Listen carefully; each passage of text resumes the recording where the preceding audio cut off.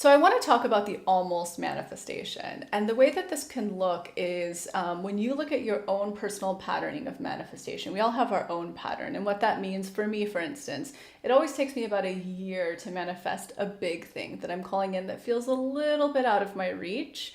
That's my personal patterning. I have a little, the ebbs and flows that happen within that year tend to always be the same thing for each big item. Then when the item comes around, I'll notice that I'm not as lit up by it as I would have been the year prior when I was calling it in. My gut just is like, nah, it's not the thing I want anymore. That's sort of the almost manifestation. It's an energetic we're talking about. So another example of this could be when you're someone who tends to manifest certain situations abstractly, let's say workout packages. I'm going to use Lila's example. It's a workout package, and typically they start to show up, the thing that you want to try, whether it's a boot camp and it's for this discount and it manifests itself, your gut will have a reaction that says, oh, that's the thing, I want to do that. Yes, no problem, I'm going to sign up. Here it is, I've manifested it. But if you're not really having that guttural reaction or that knowing that this is the thing, carry on because something better is usually going to come through or fill its place that's a little bit more in line with you right now. Another example of this is the certain press publication that I would have really wanted to work with a year ago.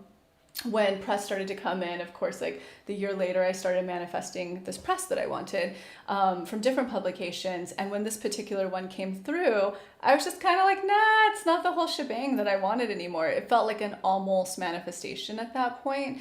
My gut wasn't lit up by it. So I had no problem saying no and declining. And not even in the hopes, this isn't really passing a test that we're talking about, because it wasn't even in the hopes that they would come back with something greater and better, which is ultimately what happened. And that all felt pretty right. It felt I was lit up and I knew that's exactly what I wanted. So I said yes. So what we're talking about here is the almost manifestation energy and really starting to tune in whatever way that you receive your own personal pings or intuition. And you can always revert back to the human design video I have with Jenna Zoe on this YouTube channel about pings.